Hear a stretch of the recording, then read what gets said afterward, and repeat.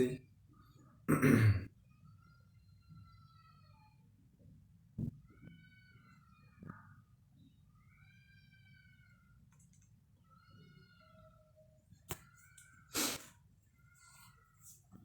योग दर्शन के सैद्धांतिक सत्र में आप सभी लोगों का स्वागत है। योग दर्शन के सैद्धांतिक सत्र का आज जो है 97 भाग है और विभूतिपाद का 10वां सूत्र है। और आज का जो विषय है वो है निरोध संस्कारों का प्रभाव। पीछे आपने जो व्युत्थान संस्कार पढ़ा था और निरोध संस्कार पढ़ा था, उसमें जो श्रेष्ठ है, जो सबसे उचित संस्कार है, उस संस्कार को बनाए रखने से क्या प्रभाव पड़ता है, आप किस कोटि में आ जाते हैं, किस कैटेगरी में आ जाते हैं, इसका वर्णन इस सूत्र में किया गया है। और इसको हम इस सूत्र के माध्यम से समझेंगे।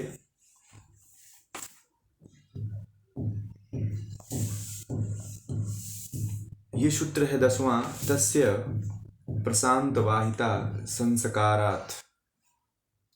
किसी का साउंड माइक बंद कर लीजिए, किसी का साउंड ऑन है, माइक जो है आप लोग म्यूट कर लीजिए।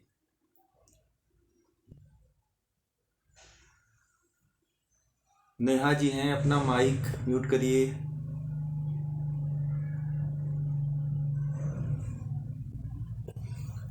चलिए चलते हैं।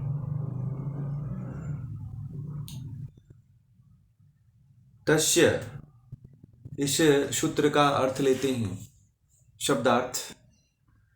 तस्य,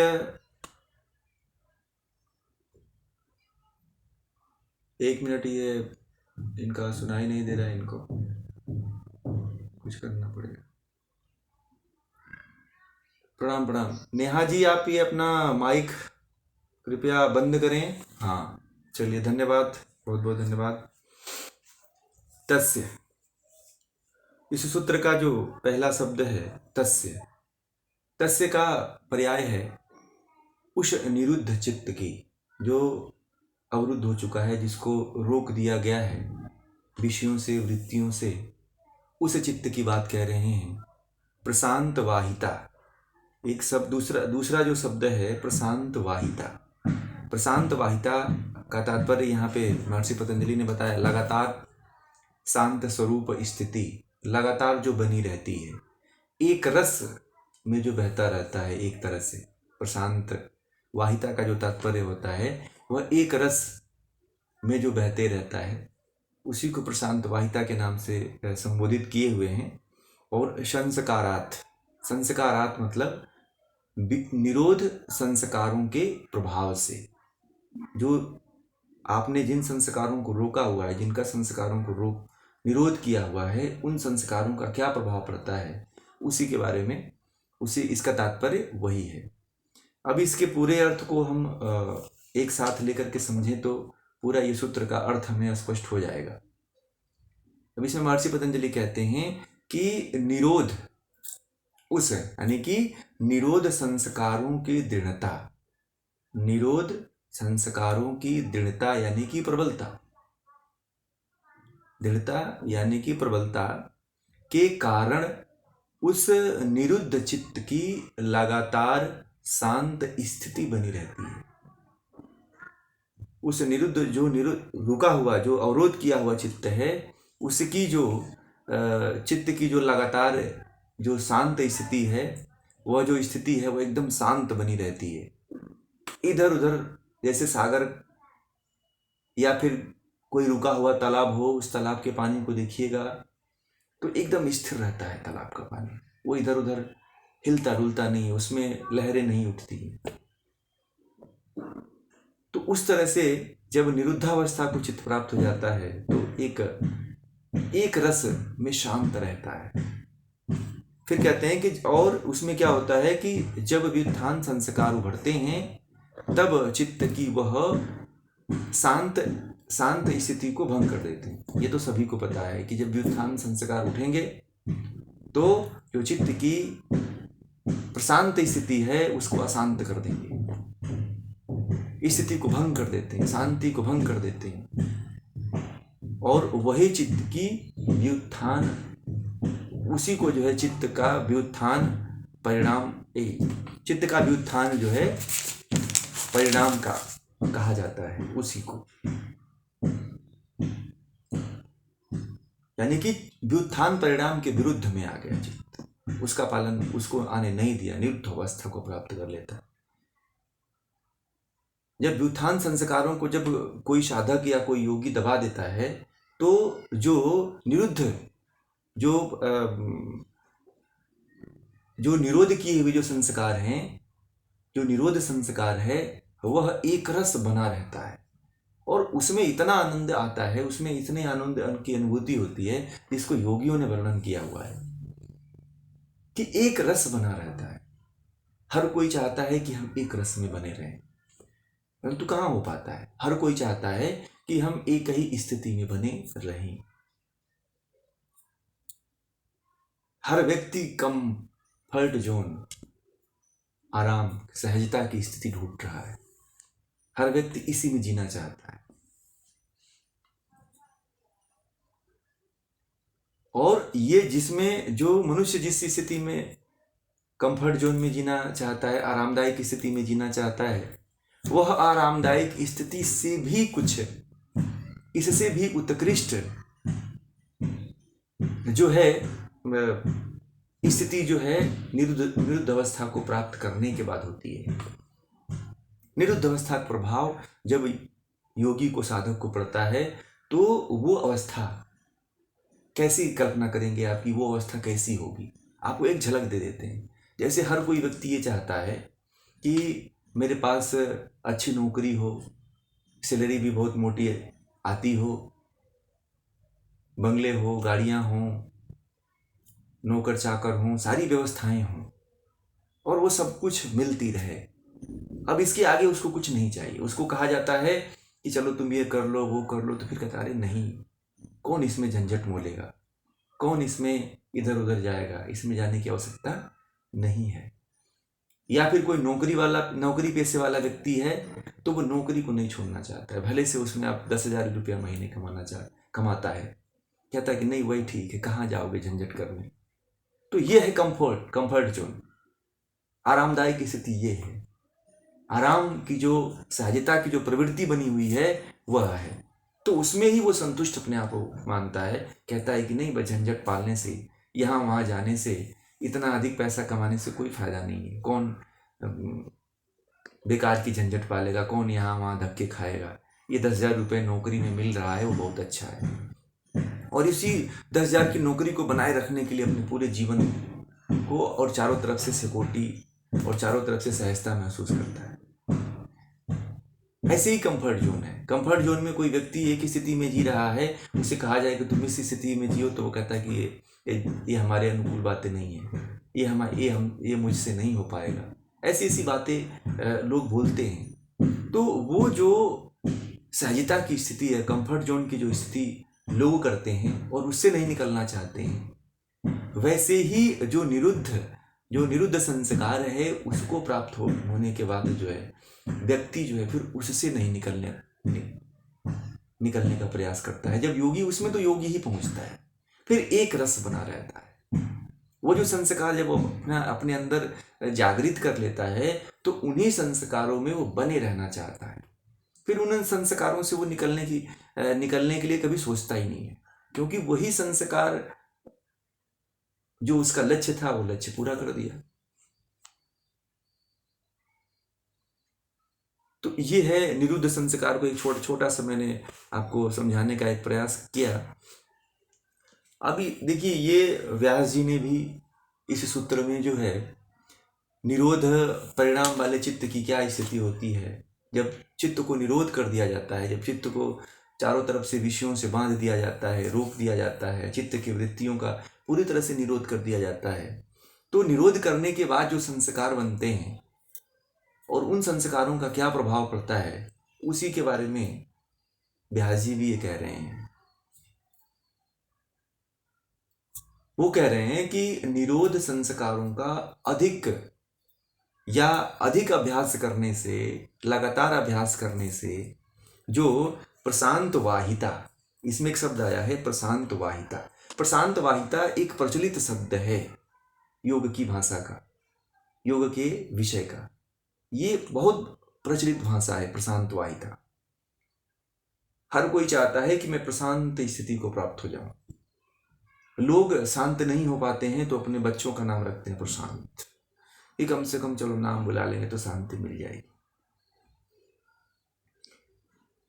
लोग जब ध्यान करते हैं तो उनको जो इंस्ट्रक्टर होता है वो पीछे से बोलता है शांत शांत शांत।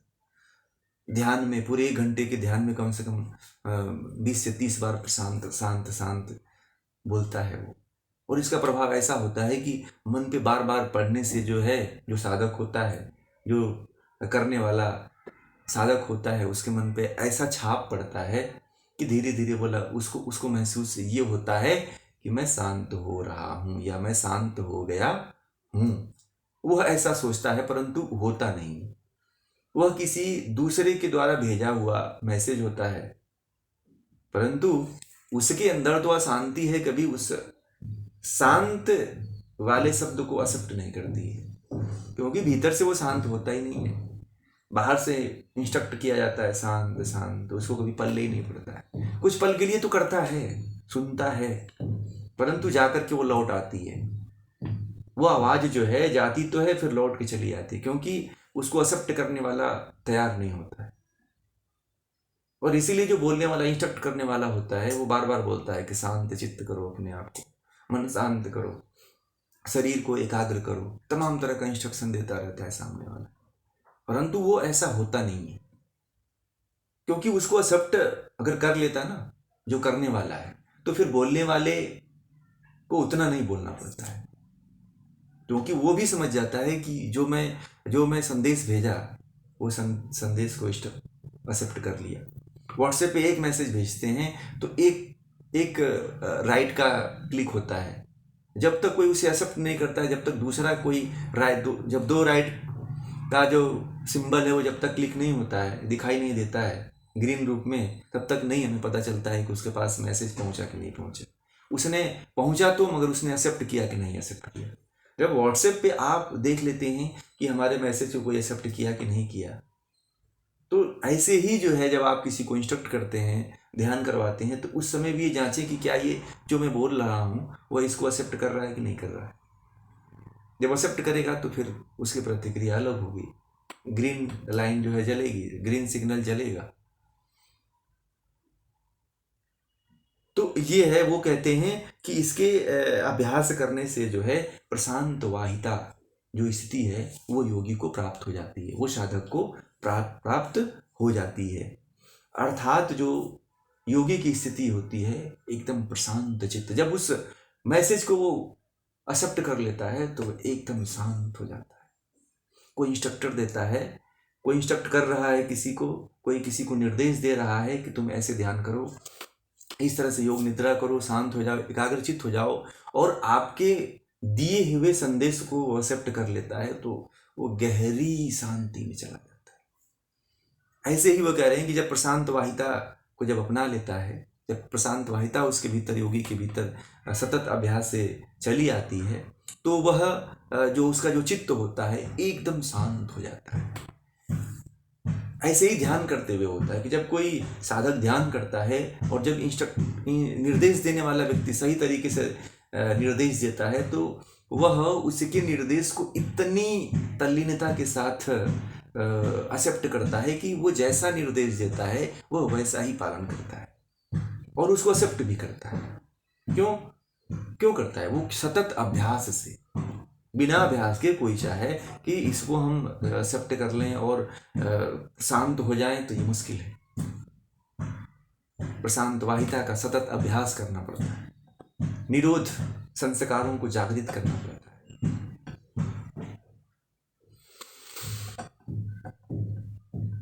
यहां तक कि तो कुछ शास्त्रों में तो ये कहा गया है कि जो चित्त होता है, जब प्रशांत स्थिति को जब प्राप्त कर लेता है तो वह आत्मा के बराबर हो जाता है, आत्मा के तुल्य हो जाता है। यानी कि तुल्य का मतलब कि जो आनंद आत्मा लेती है, सत्यचित आनंद आत्मा का जो स्वरूप है, वही आनंद चित्त भी लेने लगता है। कुछ कुछ ऐसे व्याख्याकारों ने ऐसा कहा है, कुछ व्याख्याकारों का और योगियों का ऐसा मत है कि जब निरोध अवस्था को चित्त प्राप्त हो जाता है, प्रशांत वाहिता को जब प्राप्त हो जाता है, तो वह आत्मा के तुल्य हो जाता है, आत्मा के तुल्य आनंद की अनुभूति करने लगता है, उस तरह का आनंद लेने लगता है जैसे आत्मा जो है अपने स्वरूप की स्थिति में लेती है, सत्यचित आनंद की स्थिति में लेती है, वैसे ही वो भी आनंद लेने लगता है।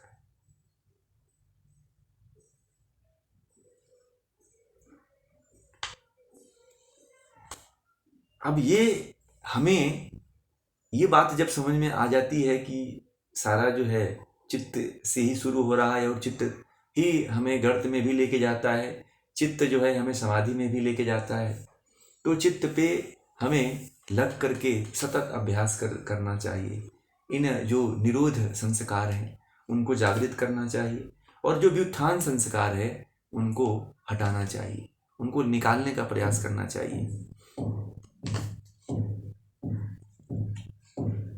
अब इस स्थिति को बनाने के लिए जो है योगी को जो है सतत जो है निरोध संस्कारों को बनाए रखना चाहिए, और जो व्युत्थान संस्कार हैं, जो विरोधी संस्कार हैं, उन संस्कारों को जो है बार बार रोकना चाहिए, रोकने का प्रयास करना चाहिए। बिना अभ्यास के प्रशांत वाहिता स्थिति नहीं प्राप्त होती है, निरुद्ध संस्कार का प्रभाव नहीं दिखता है।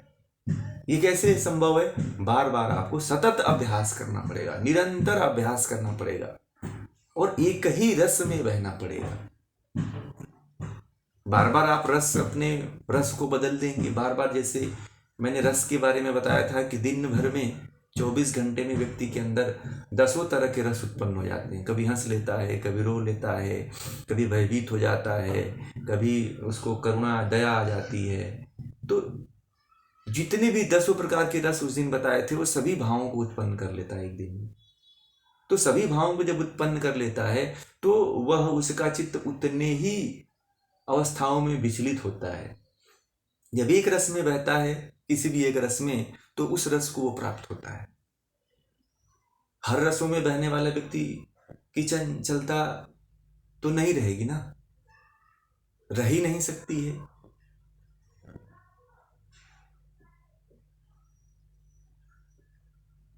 कुछ लोग तो ये समझते हैं कि सभी रसों में बह लो, जिंदगी में क्या है। जिंदगी में अगर सभी रसों में बहना ही होता तो जिंदगी मुक्त नहीं हो गई होती। जिंदगी में क्या है, जैसे बह रहे थे पहले वैसे ही बहना चाहते हैं। एक उस प्रशांत वाहिता को प्राप्त करिए, निरुद्ध अवस्था को प्राप्त करिए, निरुद्ध संस्कारों को जागृत करिए। निरुद्ध संस्कारों का बार बार जब अभ्यास होता है तो साधक जो है पर वैराग्य की तरफ पहुंच जाता है। योगी जो है पर वैराग्य को धारण कर लेता है, पर वैराग्य को ग्रहण कर लेता है, और पर वैराग्य को जब ग्रहण करता है तो व्युत्थान संस्कार का परित्याग भी हो जाता है। पर वैराग्य आते ही व्युत्थान संस्कारों को नष्ट कर देता है। अगर जो साधक जो है पर वैराग्य को ग्रहण नहीं करता है तो उसके अंदर क्या होता है, उसकी जो समाधि होती है, निरोध संस्कार रुक जाते हैं और व्युत्थान संस्कार हावी होकर के समाधि को भंग कर देते हैं। सतत बनाए रखे नहीं तो व्युत्थान संस्कार भी एक तरफ खड़े रहते हैं। कुछ लोग कहते हैं ना ये बात बहुत लोग कहते हैं कि मैं नहीं चाहते हुए भी इस चीज़ को कर लेता हूँ। जो ऐसी समस्याओं में अपने जीवन में ग्रसित रहते हैं वो इन जो व्युत्थान और निरोध संस्कार है इनके बारे में गहराई से समझें, और जो समझाया जा रहा है उसको भी अगर समझ लेते हैं तो भी समझ जाएंगे।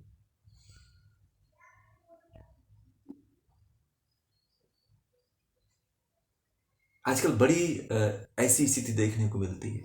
लोग कहते हैं कि मैं ये चाहता ही नहीं था, अरे मैं कभी ये सोचा नहीं था, पर फिर भी मैंने इसे कर दिया। कभी कभी लोगों को देखा होगा कि किसी के सामने जब कोई शब्द बोलते हैं तो वो नहीं चाहते हैं कि हम कभी इनके सामने, किसी व्यक्ति के सामने किसी तरह का शब्द बोलें, परंतु होता क्या है कि जो संस्कार बने, जो व्युत्थान संस्कार हैं, उस व्यक्ति में तुरंत आकर के उस व्यक्ति के बारे में जो है असम्मान की भावना उत्पन्न कर देते हैं। जैसे जो शराबी होता है, जब शराब पी लेता है तो उसके अंदर व्युत्थान संस्कार बहुत ही तीव्र सारे उभरने लगते हैं। तो लोग कहते हैं कि देखो इसके अंदर जो वास्तविकता थी सब उगल रहा है। जब शराब पी लेता है जब कोई व्यक्ति, तो व्युत्थान संस्कार ही जगते हैं, क्योंकि वो उसमें तामसिक और राजसिक वृत्तियां प्रबल हो जाती हैं।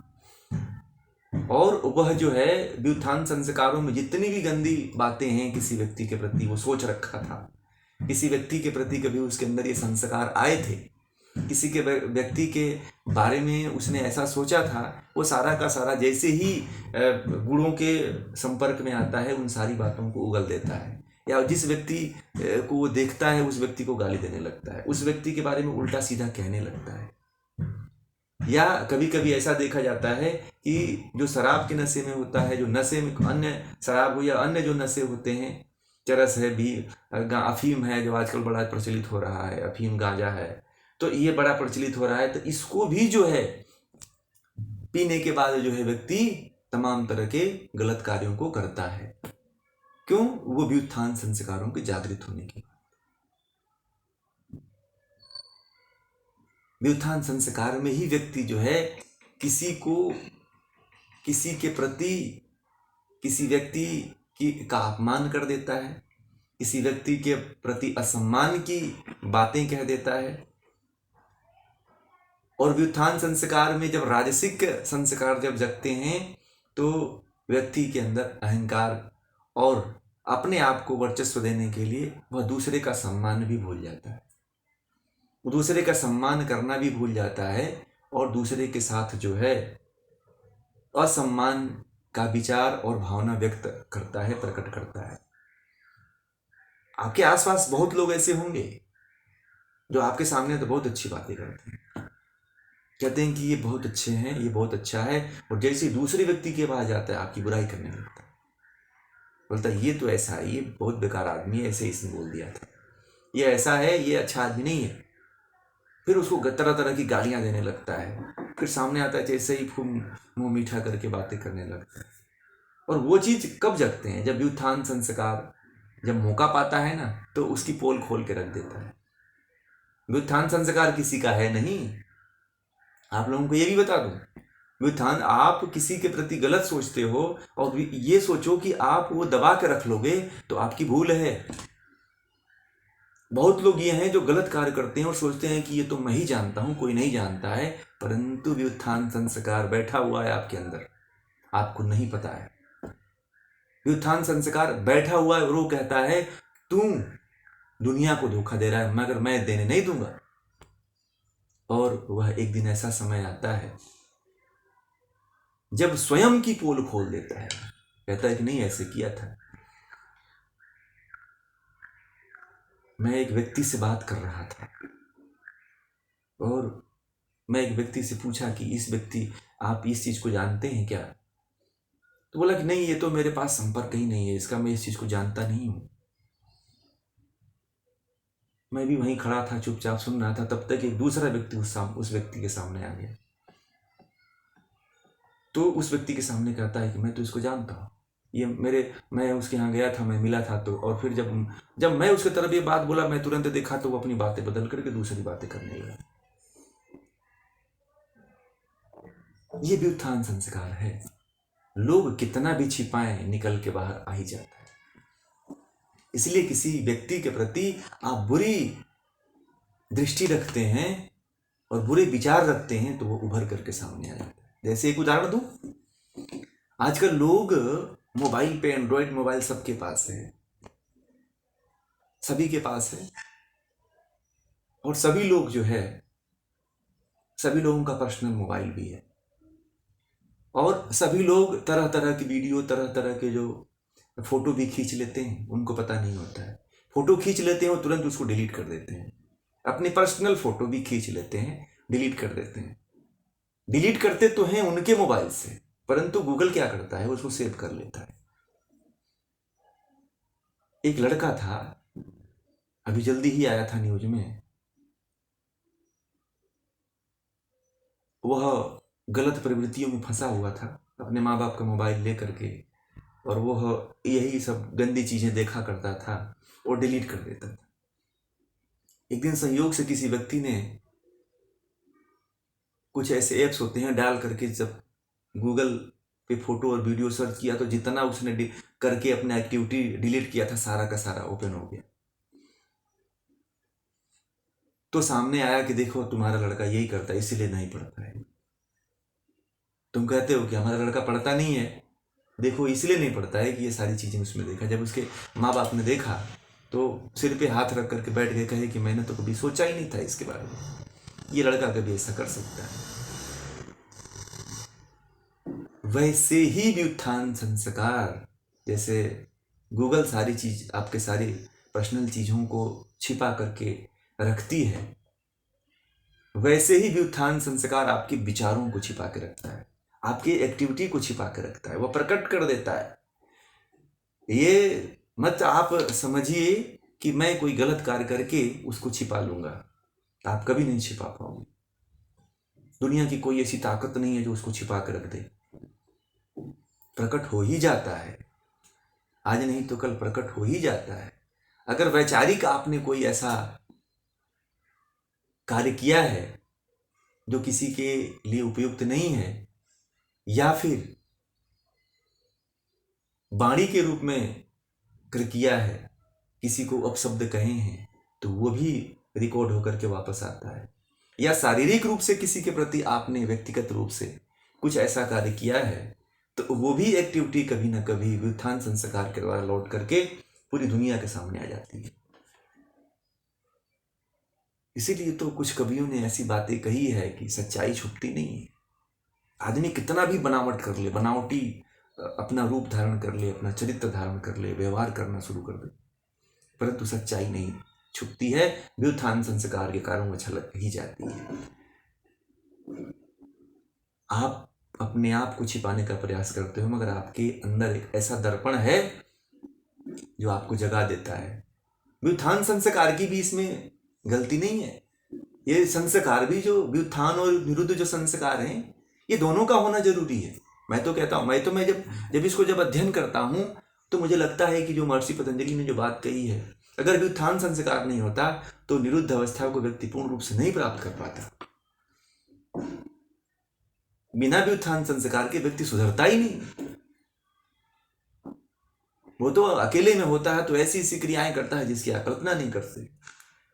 वो ये सोचता है कि दुनिया की कोई ताकत नहीं देख रही है, परंतु जो उसके अंदर व्युत्थान संस्कार है वो देखते हैं। उसको पता चलता है कि बस ईश्वर ही है ना, ईश्वर को तो कोई देखा नहीं है, परंतु उसको ये नहीं पता है कि जो उसके अंदर व्युत्थान संस्कार है वो तो सब रिकॉर्डिंग कर रहा है, और रिकॉर्डिंग करके कभी ना कभी उसको प्रेजेंट तो करेगा ही करेगा। और आप ही एक दिन उससे जो गलत जो कार्य किए हो, आप ही के द्वारा एक दिन प्रकट हो जाएगा। आप कभी सोचे भी नहीं होगे कि मेरे अंदर से कैसे ये हो गया। आप इतने अभी ऐसी ऐसी योग में घटनाएं शुरू हो रही हैं कि योग में लोग जा रहे हैं, योग भी करा रहे हैं और किसी के साथ गलत भी कार्य कर दे रहे हैं। और जब उनसे पूछा जाता है, अभी ये घटना घटी है राजस्थान में, जोधपुर में बहुत ही गलत घटना घटी है, शायद न्यूज़पेपरों में भी आई है। तो दोनों योगी, योग कराने वाले साधक साधिकाएं, और ऐसे गलत कार्य कर बैठे। जब उनसे पूछी पुलिस ने, बोला कि हम ऐसा नहीं चाहते थे, मगर पता नहीं हमारे अंदर क्या विचार आया कि मैंने ये सारा कार्य कर दिया। तो वो तो उसके अंदर पहले के भी उत्थान संस्कार रहे होंगे, उसका कहीं ना कहीं इसी जन्म में अभ्यास उसने किया होगा। और वो सोची कि मैं दबा दूं, छिपा दूं, मगर वो छिपने वाला थोड़ी था। व्युत्थान संस्कार तो आएगा ही आएगा। आप ये समझिए कि मैं दुनिया से छिप करके करता हूं, मगर आपके अंदर जो व्युत्थान संस्कार है वो तो उभर करके आपको करवाएगा ही करवाएगा। इसलिए इन सब व्युत्थान संस्कारों से बचिए, डरिए।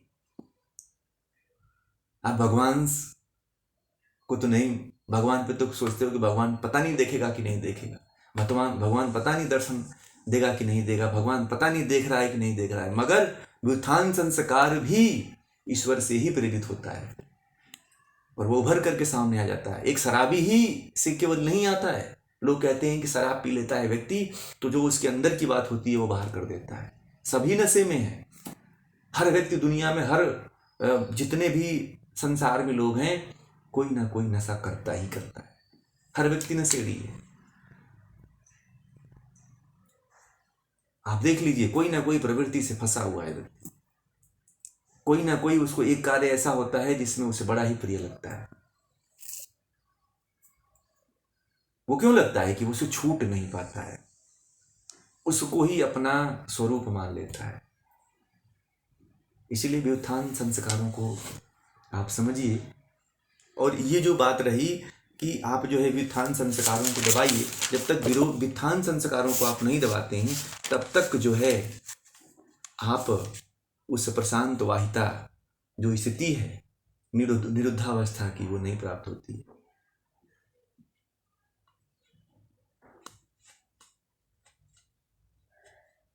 कहते हैं कि संसार में कहीं भी, ये व्यास भाष्य में 1/16 में व्यास जी ने एक बात कही है।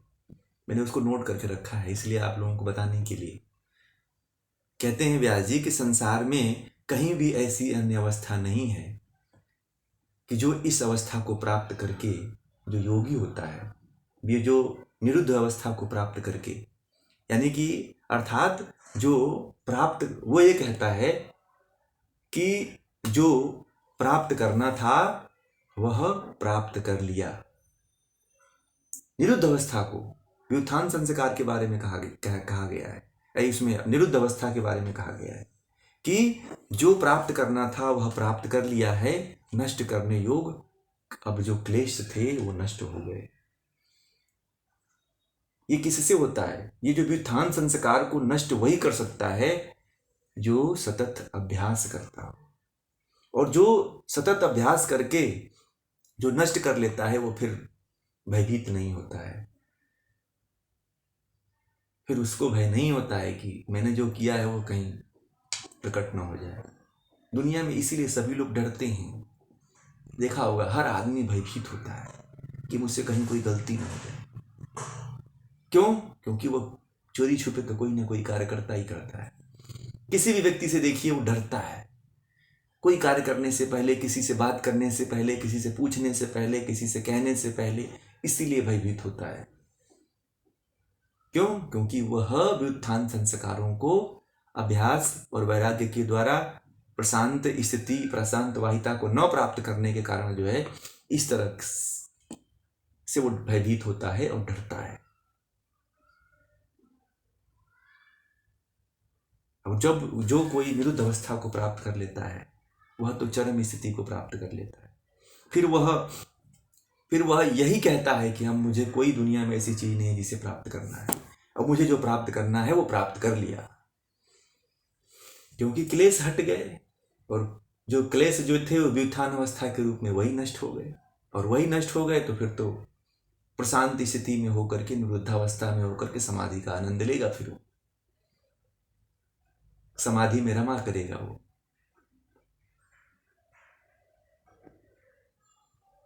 तो आज की जो यह निरुद्ध अवस्था की क्लास थी और ये जो विषय था, यहीं पे पूरा करते हैं।